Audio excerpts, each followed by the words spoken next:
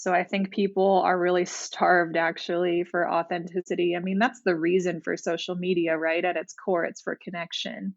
And so I guess we have to think about, am I making people's lives better? Am I contributing positively by what I post, or am I making them feel worse about themselves? Am I posting what my real experience is, or am I making it look like it's perfect when no one's life is perfect? My friends and I have been on a crazy journey for the last couple of years, building a company that really was a disguise for building a community. We named ourselves Inertia Network because we wanted to be reminded to never let inertia own us and to break it whenever we have the chance. Our adventures have led us everywhere from swimming with humpbacks in French Polynesia to having a beer with locals in North Korea. And this podcast is our attempt at sharing conversations with people that inspire us, push boundaries, and embody what it means to break inertia. My name is TK, and I'm one of the co-founders of Inertia Network. I hope you can join me in learning the philosophies, mindsets, and stories of people that live life on their own terms and ultimately guide you in breaking your inertia. So today I'm super excited to be joined by Kristin Addis, the mind behind Be My Travel Muse, an awesome resource for travel advice and community for solo female travelers. I've met Kristin for all of 5 minutes back when we were both in Rurutu, but I'm stoked to finally be able to really dive into a conversation. Thanks for taking the time, Kristin. Yeah, I'm excited to be here. So just to kind of like dive into it, I kind of want to talk a little bit about your what I would call your quote unquote origin story. I've seen some stuff you posted about this, and I'm interested in understanding why you really decided to make the leap from the corporate world where you had so much of what society deems as important into something kind of full of uncertainty like travel, and how you overcame like blockers and fears towards making that decision.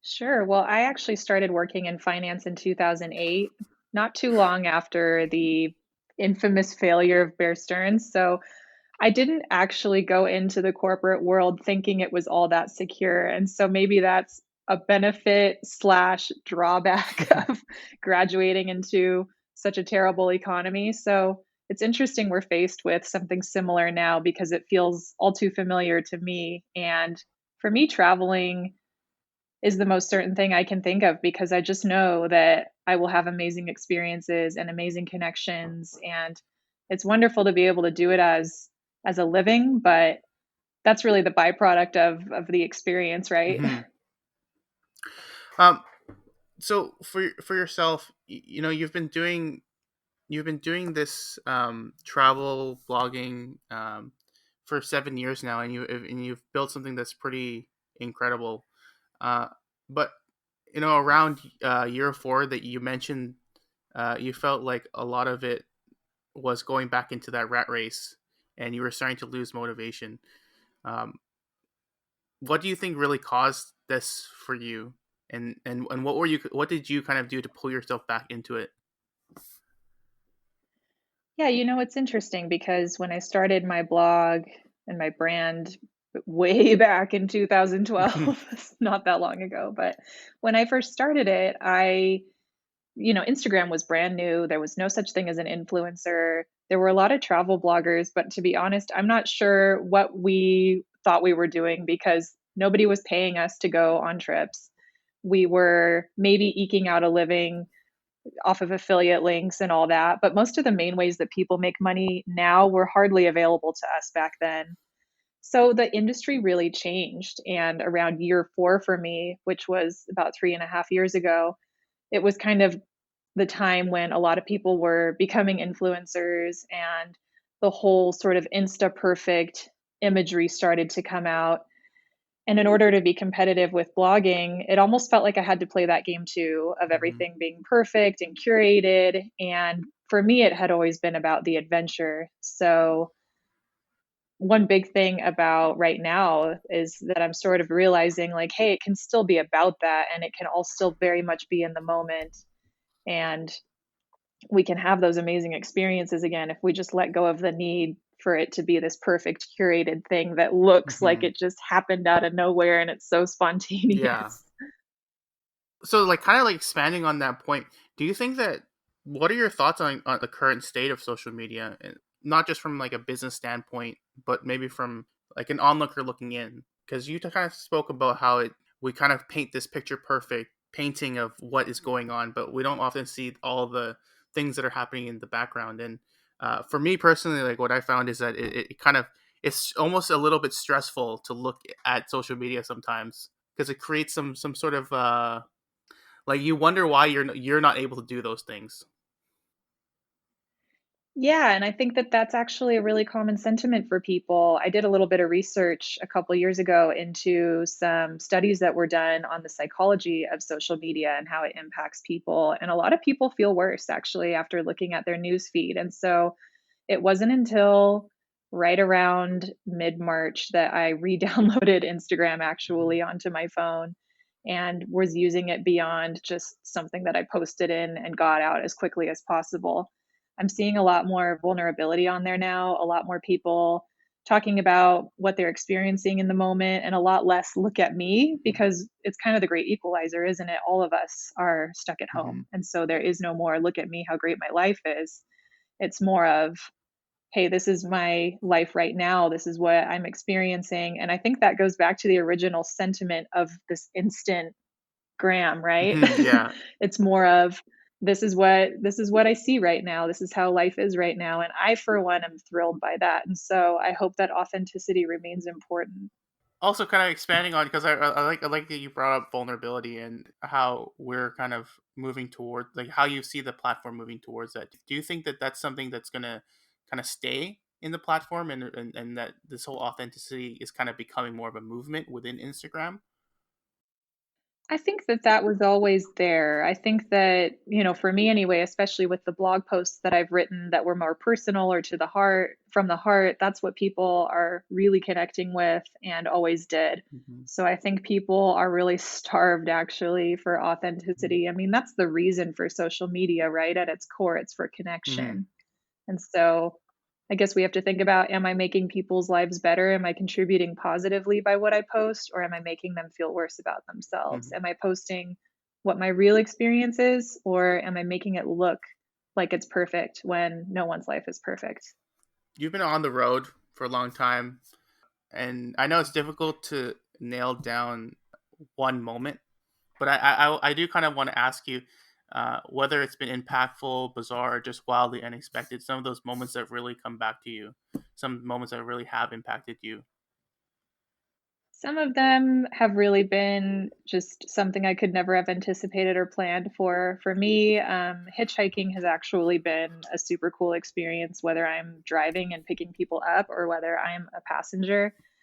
And it's just this beautiful split-second decision you're making on whether you're going to help the person out or not. And if it's you on the side of the road, you're trying to be like, hey, I'm smiling, I'm really cool, pick me up kind of experience. And I've done it on every continent I've been to now, including in Mozambique and Africa. And I just have to say, it's so amazing the people you meet, the experiences you have, and the amount of times I've been invited to a meal or someone couldn't take me the whole way. So he bought a bus ticket for me in Wow. China, even though, I mean, it's amazing how generous people are. And they're just doing it to help you. So that's been really amazing to see. And then the other, probably more profound experience I've had while traveling, I know that you've had as well. It's jumping into the water with humpback whales. I mean, Mm. I cry regularly just being in such a beautiful situation. It's incredible. Yeah, I remember the first time I jumped into the water with the whales. Um, well, the first time I'm not a strong swimmer. I'm definitely not like you. I'm I like I since I started doing inertia, I kind of jump headfirst into things, and so the whole I was like I can swim, I can do it. And then the first day there was these giant swells that kept going over my I I don't even remember how to call the breathing apparatus, my scuba thing or whatever it's called.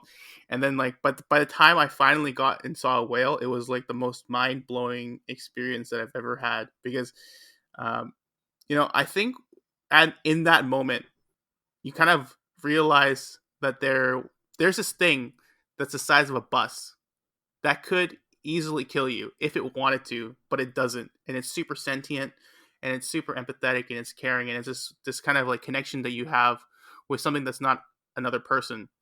And it's one of those moments where you realize you're sharing the planet with something that's more than just your neighbor or yourself or your family, and you realize this. Uh, we do have a lot of impact towards these beings, and we need to be a little bit more conscious. And I think that's what's so important about getting people into the water and like kind of sharing that moment, because while there are definitely people that say there's like we're in their habitat, I think the flip side is that uh, by being there, everyone that goes back kind of becomes like a champion to more conservation, and trying to and keep the whales better, for lack of a better word, preserved.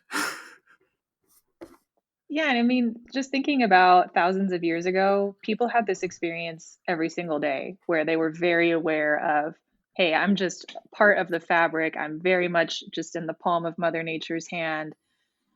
Every day I'm seeing animals that are super Yeah, powerful. And yeah, it's an incredible experience to be with the whale because, like you said, they are huge and powerful, and yet it's so humbling because they're so aware of their bodies and they just want to yeah, play. And the ones that choose to stick around, because it's always their choice, right? They can swim away yeah, with ease. The ones that choose to stick around, it's like they just really want to play. It's yeah. amazing. I heard you guys had a crazy week. Like we only had like one really amazing swim, and we had a couple sightings, but I heard you guys were just chocked full of um like them just coming to you, playing, even like stopping you from getting back on the boat. I've definitely had that happen before, but the most amazing thing is we had one day where we were in the water with them for 3 hours. Like our group outlasted everyone else, and it was just us in the water with them for 3 hours, and I just can't get tired of it. Yeah. I never would get tired of it. Um. I also kind of like saw on the kind of the topic of like having those experiences, and I guess shifting perspective. I recently watched a video that you posted about your decision to go to Myanmar, and I really appreciate the message that you had in there, because usually we have this thing where we connect a government or something that the government is doing with the people that live there. And the vast majority of the time, they really have nothing to do with the decisions made. We make so many snap decisions and generalizations, myself included. But I'm kind of curious how you got to that conclusion of deciding to go after such a long time of kind of just figuring out whether or not you wanted to go or not. Well, I had been wanting to go for so long, and I knew the one thing holding me back was other people's opinions. I thought, okay, if I go, I'm just going to get completely annihilated on social media. People are going to be judging me. And then I was like, you know what? That kind of happens already anyway. And I don't need to worry about other people's opinions. I'm sure that everyone loves Myanmar for a reason. And the other part of it was I've just been feeling this pull. I've been wanting to go for years, and it's not just a desire. I knew it went even deeper than that because it's really just this energetic pull of me and this country, and I just didn't want to ignore it anymore.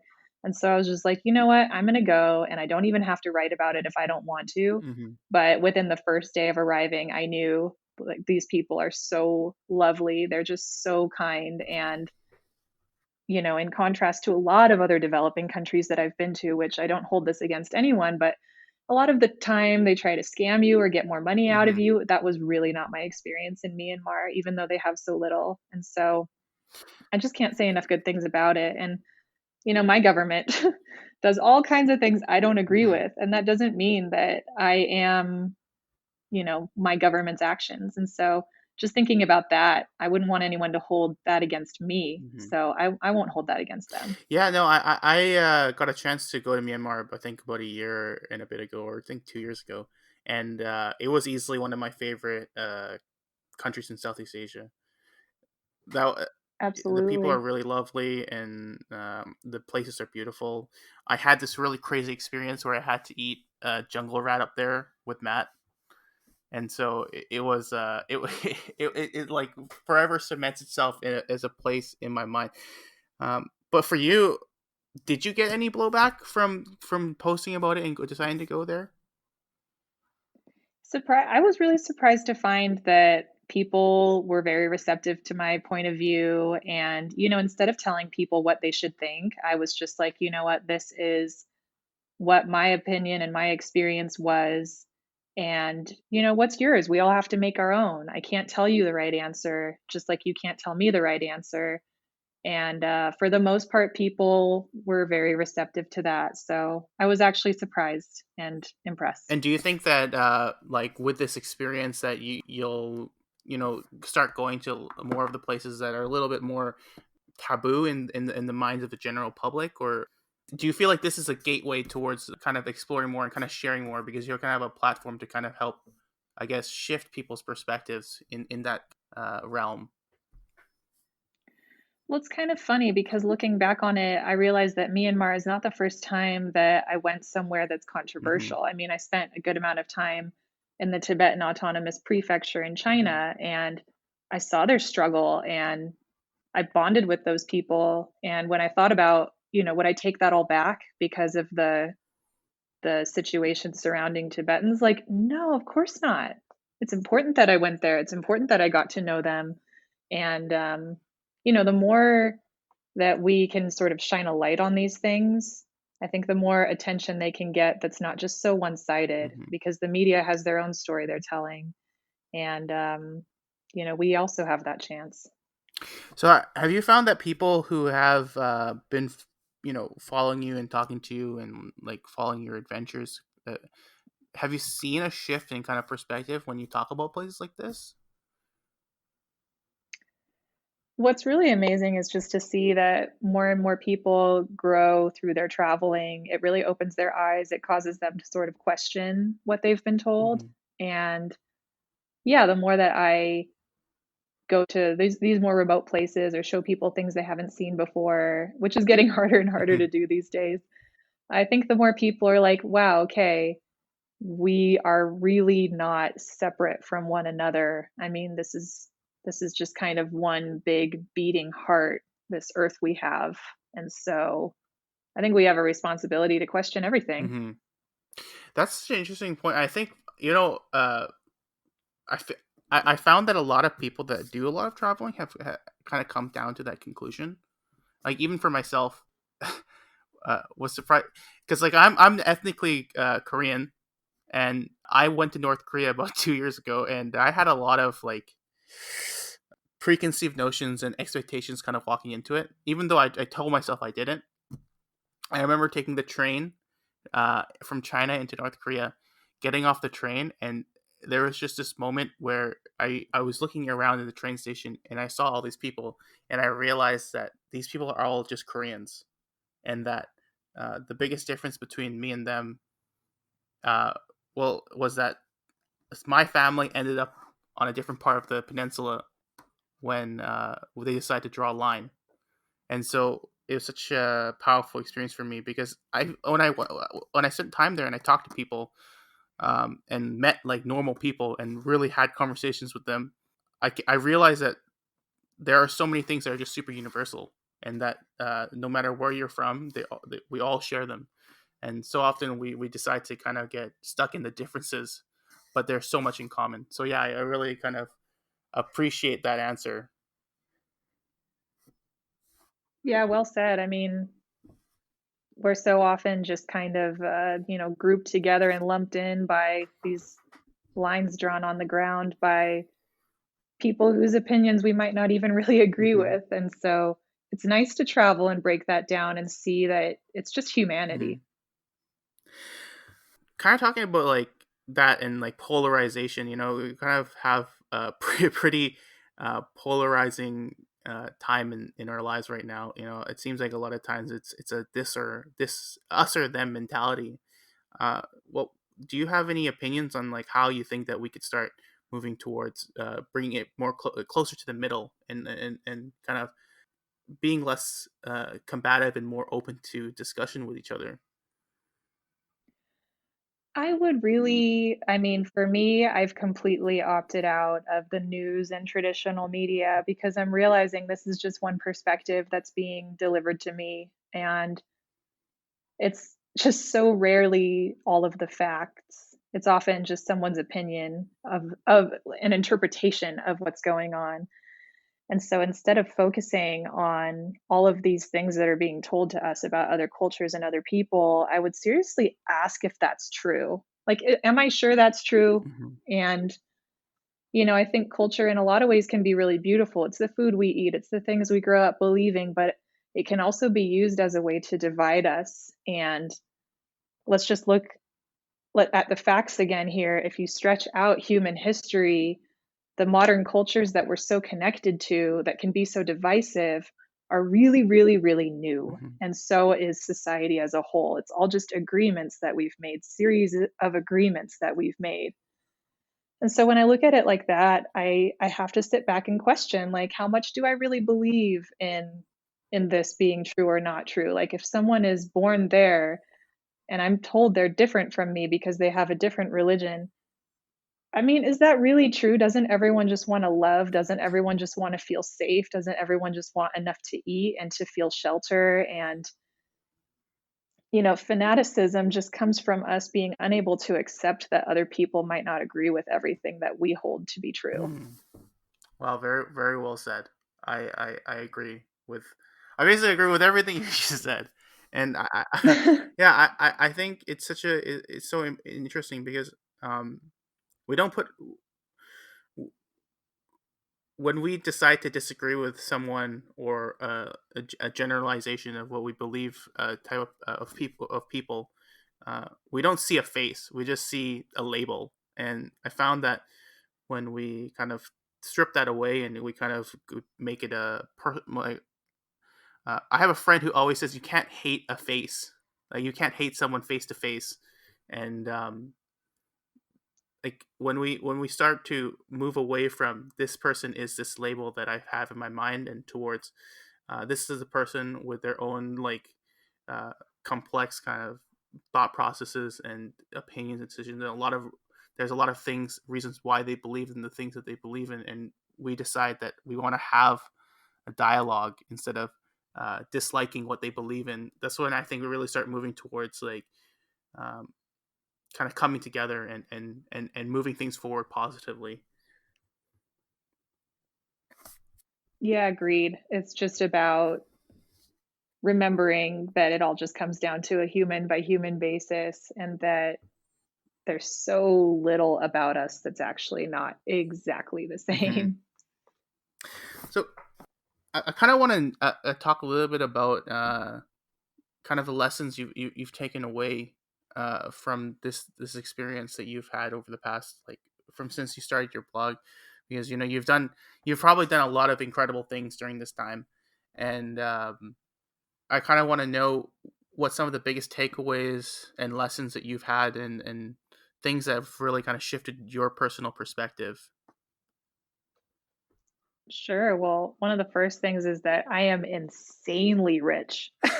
When you think about, I have access to running water. I don't know what it's like to truly be hungry. I use a computer. We're, able to take this time to be on this podcast right Hmm. now. Most of the world can't say that. And so we grow up with our sort of bubble and our perspective, and everyone, can see the rich people on TV or whatever, but you're actually one of the rich people if you're listening to this right now, if you have the ability. And so don't forget that, because that is a privilege denied to most of the world.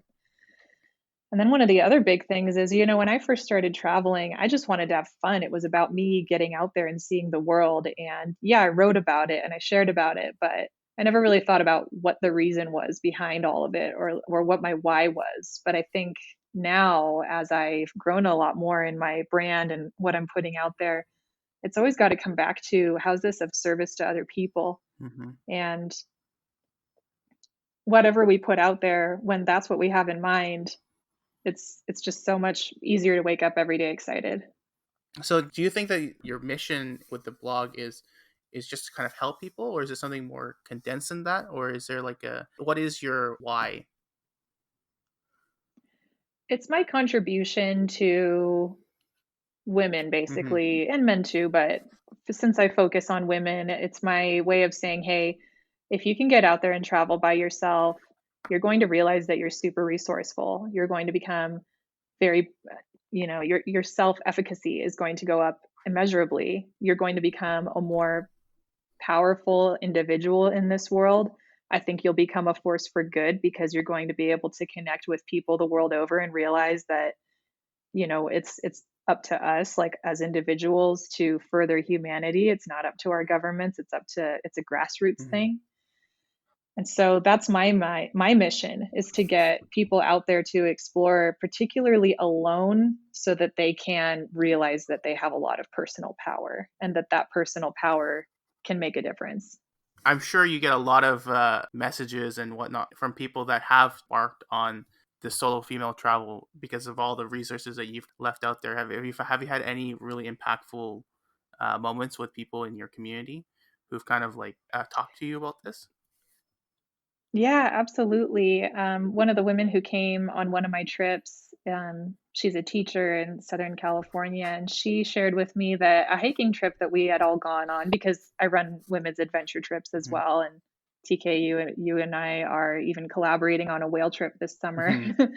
So she told me it was the first time she'd ever been in a group of really supportive women, and that just blew my mind because it is rare, actually, to be doing something that's really physically challenging and to be in a group of people who are super supportive, and to realize that we don't have to be competitive with each other. Mm-hmm. And then I had an email from a woman who moved to Chiang Mai because she was encouraged by what she had read about on the blog. And she ended up getting a different job there teaching English. She ended up meeting her boyfriend, now husband. And she was just like, just from your words, you can change lives. And on one hand, I'm like, well, you did that. Yeah. Really just the messenger. But it is amazing how by sharing our stories, people can end up having amazing experiences, and you never know the power of your words. I remember, like even just hearing what you're saying it just feels like there's so many things that come to mind because of since starting doing this kind of work, meeting so many people and a lot of people that I would consider really good friends now, just because we had like people that are complete strangers, sharing an experience and doing something that's tough and like kind of just supporting each other. It's such a powerful thing because it's true. It's like people sometimes a lot of people don't get that. Always feels like what you've described as like a competition, but like when you know that you're just surrounded with people that have nothing but support for you and want you to do well, you just feel there's a very liberating feeling towards that. And I've seen people who from these trips seeing shifts and changes, and I really love seeing them being more conscious about what they want to do with their lives. Life's so short, and there's not enough time for us to be doing things that we don't really want to be doing.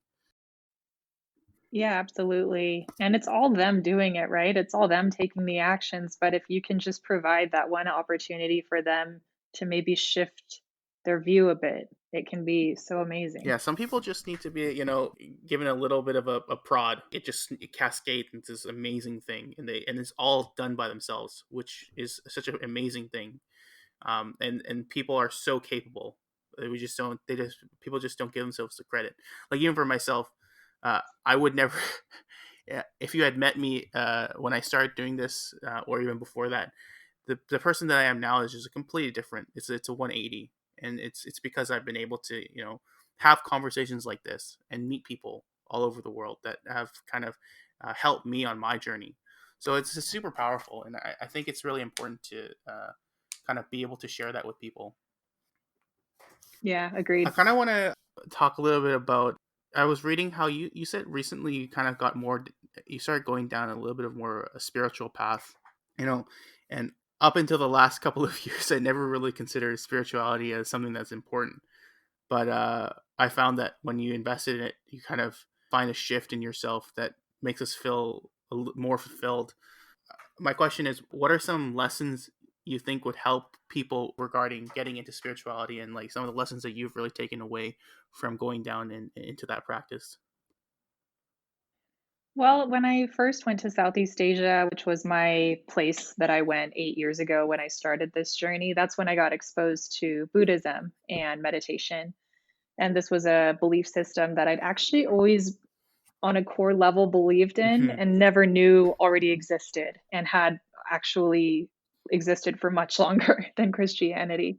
So it was really amazing to find that. So, on one hand, of obviously exploration and having a very open mind about the cultures you're exploring can be one thing. But I also found it really interesting when I read a book that was interviewing a bunch of entrepreneurs. It's called The Tools of Titans by, Tim oh, help Ferriss. me. Yeah. Yeah. um, so that book had like hundreds of entrepreneurs who were interviewed on what the biggest tool was for them to become successful. And I found very little in there that actually repeated except for Mm. meditation. Almost every entrepreneur who was at the top of their game meditated. And it seems really pointless when you do it at first because you're just sitting and thinking. But then you start to realize, oh, the point of this is to become an observer of my Mm. mind. And then when I have thoughts, I can realize, wait a second, it's up to me whether I let this carry me away or not, whether I decide this is real or not, whether I give it power or not.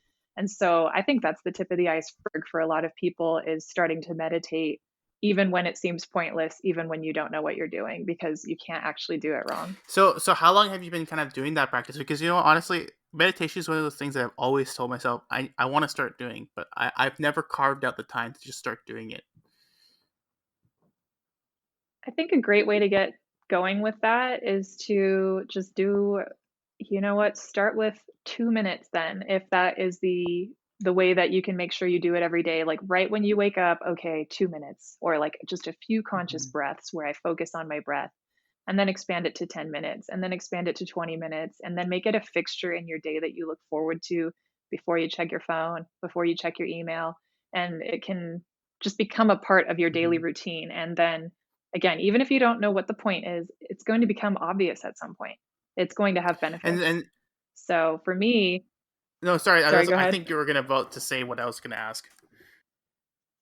Well, I didn't answer your question about when Yeah. I started. So I actually jumped right into a 10-day silent Vipassana retreat before I'd ever meditated before. So that I don't know if I recommend, but it was over 10 days actually of silent meditation. And, you know, that is really quite profound because I realized how repetitive my mind is. I realized what normally makes up all of my thinking.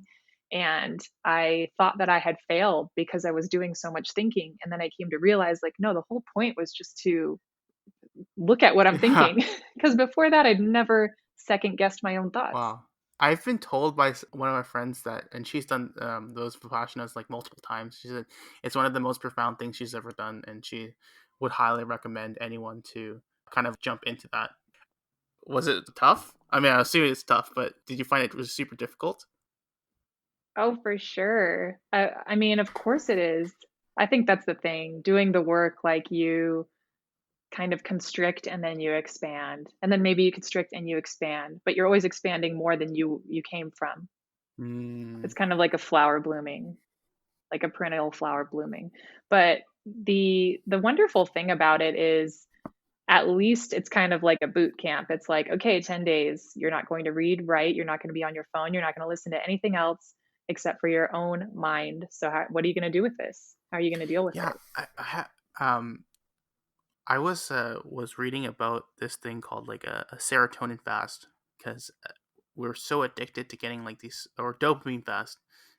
We get so addicted to kind of these moments where everything that we do, like even this conversation or reading a book or eating or whatever it might be, gives us this like hit of dopamine, and it's just we've become so addicted to it. We're super anxious, and we don't have.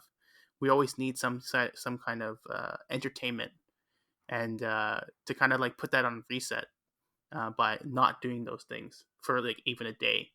And it seems like those of passion is a great way to kind of like reset yourself and kind of get you back in being a little bit more conscious instead of being a little bit more into, I guess I would call like an autopilot state.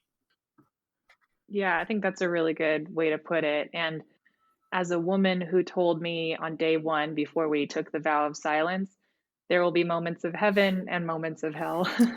Um, so I have one last question for you. So in our company, we have this saying. break your inertia, which basically it kind of boils down to whether it be challenging status quo, moving out of autopilot, and in essence, in its most basic form, I guess it's living more consciously. And so my question for you is, how have you broken your inertia?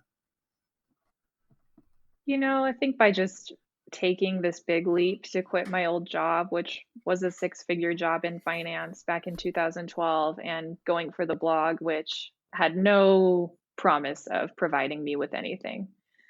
And so being willing to let go of that security was such a big realization that, hey, I can do it again and I'm adaptable. And so even now, like with this craziness going on in the world right now, I know I'm adaptable. And so I can just trust that no matter what happens, I'm going to be Hey, okay. Kristen, I really appreciate you taking the time to join me and have this conversation with me. It's always this is like the one of the best things about the work I get to do is be able to have conversations like this.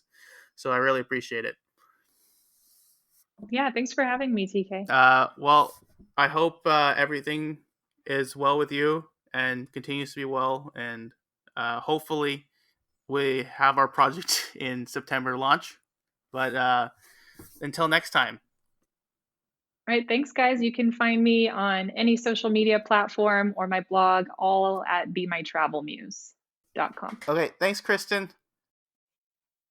Hey everyone, thanks for tuning in to the Inertia Network podcast. If you like what you heard, come check out our website, inertianetwork.com, or follow us on Instagram at Inertia Network so you can see what our journey has looked like. Hope we can continue on this adventure together, have some meaningful conversations, and break our inertia. See you next week.